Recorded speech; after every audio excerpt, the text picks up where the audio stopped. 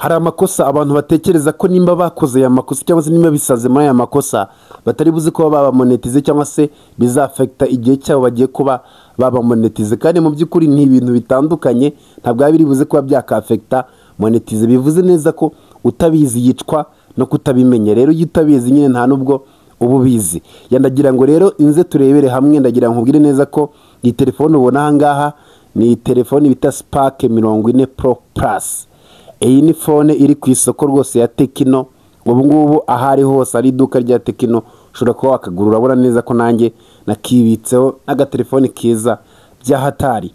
Okay, rero ibintu bigeze mu 10 naguteguriye ni ibintu abantu benshi batekereza ko bishobora kuba byakafekta monetize yabo, ariko mu by'ukuri bidashobora no kuba byakafekta monetize yabo. Rero ibi bintu bakunda kuba babyibeshya. Hari abantu rero mujya mugira ikibazo cy'ama YouTube, nimba ufite YouTube warujuje ibisabwa ukeneye ko ngufasha kuba monetize kugira ngo wirinde amakosa. Ndagira nkubwire neza ko nimba wararwanye n'amasaha y'ibihumbi 4 ukayabona ko content zawe ziri clean, ziri clear, ushaka kuba wampamagara tukamonetiza ibintu bikagenda neza, instead yo kubikora ngo byice uzasange bigiye kuba byaturushya cyangwa se rimwe na rimwe nanone ntibikunde. Rero beta nuko washaka ibyo 20 ukaza gufasha kumonetiza bikava mu nzira kugira ngo uzasigare wicuza. Icyo ni ikintu kimwe. Ikindi cya kabiri ukeneye website nanone umpamagara kuri izo nimero ziba ziramba nazipininzemo kugira ngo bigende neza. Indi groupe mba nashyize muri comment section ni groupe yacu uboneramo ibiganiro, ariko iyo groupe ntabwo bavugiramo, ni groupe nyine uboneramo amakuru. Tugiye ko twarebera hamwe rero ibintu bigeze mu 10, ni ibintu bigeze mu 10 abantu batekereza ko byafekta monetize ariko mu by'ukuri bitafekta monetize. Ikintu cya mbere rero abantu benshi batekereza ko cyafekta monetize kitayafekta ni ikintu bita strike. Buriya strike abantu benshi mukunda gutekereza neza ko byafekta monetize. Hano biribuze ko byatujyana ku kintu bita ubwoko bwa strike. Hari strike zimara ubuzima bwawe bwa channel yose nyine ugasanga wakoze wenda ikosa rimwe mu gihe cy'iminsi 90 ryakosa urisubiyemo. Iyo warisubiyemo na strike ya mbere ikirimo, icyo gihe strike iguma kuri channel, ntabwo ivaho. Iyo strike itiguma kuri channel. Icyo ni kintu cya mbere rero buriya ukeneye kuba wamenye. Rero iyi strike yafekta channel mu gihe cy'iminsi 90 kuri monetize. Bivuze neza ko hari ibihano bagushyiriraho mu minsi 90, ariko nyuma y'iminsi 90 irangiye warafashe training, strike yo ivaho. Nama strike iyo wayigize ushaka nagufasha tukayikuraho, it's okay, gusa nanone urangishyo. Ariko nanone nyuma ya minsi 90 ya strike ntabwo ibi cyafekta monetize, kuko nyuma ya minsi 90 ushobora kuba kapurayinga na ya strike iriho. Ibintu byumve neza, nyuma y'iminsi 90 ushobora kuba kapurayinga na ya strike ikiriho, which is very nice. Mbega nyine ni ibintu byiza cyane. Gusa nanone imbere y'iminsi 90 ho strike ntabwo ikunda. Gusa iyo wafashe training warakoze ikosa rimwe bakaguhana, strike mu minsi 90 ivaho. Ariko iyo wakoze amakosa yisubiramo ugakora ikosa nk'iryo wakoze mbere ryatumye strike igumaho, icyo gihe nta kintu na kimwe bakubwira. Ariko nyuma y'iminsi 90 strike ushobora kuba wakapurayinga bakaguha monetize nubwo waba uyifite. Ikindi kintu cya kabiri rero abantu bakunda kuba batekereza kugira ngo cyakafekta YouTube channel yabo kandi mu by'ukuri kitayafekta habe na gatoya, ni ikintu bita dislike, kuba video yawe abantu batayikunze. Buriya nimba upostinze video abantu ntibayikunde, ntabwo yakubuza kuba waba monetize cyangwa se ngo uraba demonetize, cyangwa se nanone abantu bakagenda bagakanda dislike. Hari akantu kaba kameze gutyo kerekana neza ko video utayikunze. Kari akantu ntabwo kaba katuma uba demonetize cyangwa se bakwambura monetize cyangwa se ubura kuba wa monetize, kuko nyine ni umuntu nkanjye ubyanze. Niba nanze video ntabwo bivuze neza ko nuriya muntu yanze, nuriya yanze, ni wowe ubyanze, ntabwo ari buri umwe wese ubyanze. Rero dislike ntabwo ituma video yawe itarebwa cyangwa se nanone dislike ya affecta video kuri algorithm, ariko ntabwo yo iyafecta ku kintu kijyanye ku kintu kijyanye we no kuba waba demonetize cyangwa se ngo babe babura kuba bakumonetiza ngo nuko video yawe hari umuntu cyangwa se hari abantu bayanze. Icyo kintu rero ukimenye. Bivuze neza ko nubwo bayanga rwose ubuzaba monetize, kuko abamamaza bo baba barimo barareba targeted audience. Birashoboka cyane ko ushobora kureba kino kiganiro wakigeza hagati ukuma ntabwo ugikunze, ariko ibyo bacyamamaje ukaba wabireba bikakubyarira umusaruro. Bivuze neza ko wanze konti ariko ntiwanze ama ad, right? Ibyo nabyo nta kibazo babiteye cyane. Ikintu cya kabiri rero buriya abantu benshi bakunda kuba bakibeshyaho ko gishobora kuba cyakafekta channel, no kuvuga ngo nimba ufite views nkeya ngo biribuze kuba byatuma wenda YouTube yawe ikwambura monetize. Tuvuge wenda wabaye monetize hanyuma views zirimo zirabura ukavuga ngo YouTube iribuze kuba yakwambura monetize. Ntabwo ibyo ngibyo YouTube bigendera ijya kukwambura monetize. Ushobora kubona views nkeya ariko nanone murakora content nziza zigendanye n'amategeko ya YouTube, ari bya bintu nyine umuntu yiburira views ni ibintu bisanzwe. Ibyo rero ntabwo byatuma YouTube ikwambura monetize. Ushyire umutima mu nda utuze, kuko nyine views nkeya zijyana cyane ikintu bita n'amafaranga make uribuze ko wabona kuri YouTube, ariko ntabwo uribuze ko byajyana n'ikintu bita demonetize cyangwa se kuba bakwambura monetize. Ibyo ngibyo nabyo ndakeka mbishyizeho umucyo. Nimba ubona views nkeya warabaye monetize, it's okay, as long as uzakora ikindi gihe cyane uzahabona amafaranga. Ikigabanuka n'amafaranga, ariko ntabwo bakudemonetiza. Ibyo nabyo ubyumve. Ikintu rero cya gatatu buri abantu benshi bakunda kuba batekereza ko iki kintu gishobora kuba cyakafekta YouTube zabo, ni ikintu bita comment mbi. Ukabona ugiye muri comment yanjye wenda uratukanye cyangwa se uvuze ibindi bintu bibi. Akenshi cyane biriya bintu nyine niwe ubivuze, ariko ntabwo ari njye ubivuze. Ntabwo rero bizafekta YouTube channel yanjye kandi ari wowe utararizwe. Bizafekta wowe wenda rimwe na rimwe waruzi se, kuko buriya iyo uteye comment mbi ushobora kubona kuri reporting kuri comment yawe, channel yawe akaba ari yibura iyawe wowe wateye comment mbi. Ni ibintu bibaho kandi bikunda cyane. Hita ukanda like rero nimba ugije hano kino kiganiro, aba ari ingenzi cyane kuko bifasha ikiganiro kugira ngo kigere kure.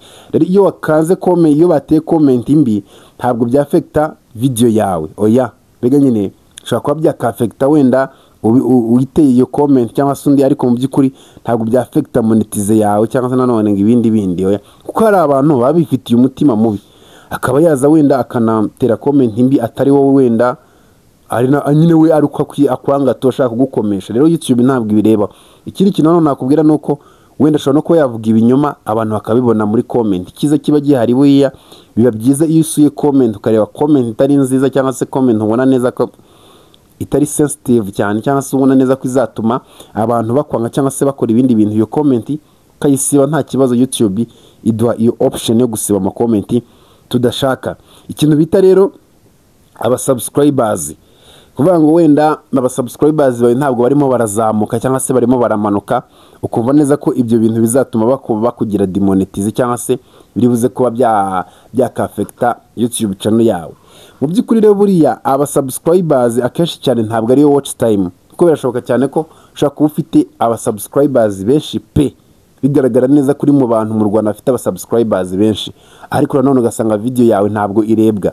Subscribers naho ihuriye cyane n'ikintu bita watch time, igihe abantu bareba content zawe, uburyo abantu barimo barakunda content zawe. N'ibindi bintu hano ugomba kuba wamenya nuko buriya aba subscribers badahuye n'ikintu bita amafaranga. Ushobora kuba ufite miliyoni n'ubundi njyewe wifitiye ibihumbi 10 cyangwa se ibihumbi 2 kurusha amafaranga ninjiza bitewe na content ndimo ndakora plito cyangwa se ibyo ndimo ndagaburira abantu banjye. Ibyo ndimo ndabaha akaba ari byo bituma mbona amafaranga, mu gihe wowe uje aba subscribers nta n'amafaranga nta naho twahurira. Rero ntukajye ukangwa n'umuntu ngo afite miliyoni afite bari aba subscribers. Aya biba ni bikanga nyine abantu batabizi, ariko iyo ubizi urebera kuri views, ntabwo urebera ku kintu bita aba subscribers. Iyo views ziri hejuru egara amafaranga menshi, ariko aba subscribers bo nimba ukurikirana creators Rwanda ntuzongere kugenda ngo urebe aba subscribers uvuge ngo uriya muntu afite aba subscribers benshi no mukire yakize bwahe. Nta mikirire, kuko amafaranga ya YouTube ntabwo agendera ku ba subscribers, agendera ku kintu bita views. Nimba ari nyinshi nanone bitewe naho ziri, ibyo ngibyo nibyo byizigena. Ikintu rero cya gatandatu abantu benshi bakunda kuba bakibeshyaho ni ikintu bita age restriction. Hari abantu bakunda kuba bagira ngo imyaka yafekta wenda video yawe. Biba bishoboka cyane ko buriya ushobora kuba uploadinga video ukayigiraho age restriction, ukavuga ngo iyi video ni y'abana. Rero kuba video ari y'abana ntabwo bivuze neza ko biribuze kuba byakafekta channel yawe, kubera ko nyine ntaho bihuriye. Abantu benshi bakunda kuba bajya kumonetiza bakabafata video zose bakazikura, wenda nimba ari n'iy'abana akayigira iy'abantu bakuru, ariko mu by'ukuri buriya iriya age restriction biba biribuze kuba byafasha kugira ngo bamenye abo ade baribuze kuba bashyiraho wenda zerekeranye n'abana, cyangwa se nanone bamenye nyine ko baribuze kuba babigenza. Ariko age restriction ntabwo ari copyright cyangwa se ntabwo ari ikosa. Nimba video yawe ari y'abana it's okay, ni y'abana nyine, yirekere kuba ari y'abana. Wifate ibindi bintu ngo ugenda uvanga amadosiye nyine tu, kuko iyo uvanze amadosiye hari igihe bitagenda neza. Age restriction ntabwo ari ikosa kuri YouTube, icyo kintu gishyireho umucyo. Ibyo ndagira ngo ubyumve neza. Na recommendation buriya nyine tu hari uretse hano mu Rwanda, mu Rwanda buriya nta na YouTube nyine tuba turi kuyiparazita, tuba turi kuyisagamba, ariko ntabwo tugira YouTube. N'ikindi kintu bagira banabona uburyo bari buze kuba barikomana, kuko hari YouTube iz'abana. Abantu bari hanze uzamubaza ati ese koko hari YouTube iz'abana, azabikubwira. Haba hari YouTube z'abana nyine bareberaho ibitente n'ibindi na content nyine z'abana, bibafasha kugira ute kugira bya bindi bya recommendation murabizi. Ikindi kintu rero kibiriya cya karindwi ni ikintu bita unlisted na private video. Ibi bintu abantu benshi mukunda kuba mwabyibeshyaho, mugatekereza ati buriya ngo iyo video yanjye iri unlisted cyangwa se iyo video yanjye iri private, icyo gihe nyine aba ari yanjye uyibona gusa. Reka ntibakakubeshye, nimba video yawe iri unlisted cyangwa se iri private, ujye umenya neza ko iyo video iri private ku bandi ariko YouTube yo ntabwo ari private kuri yo, kuko YouTube yo ibireba byose ikabirebera icyarimwe. Bishoboka cyane ko yaba iri private kuri wowe, ariko nanone YouTube yo ikaba yayibona. Rero ikintu kiri private kiba kiri private kuri wowe, ariko YouTube yo igiye gucekinga iracekinga byose.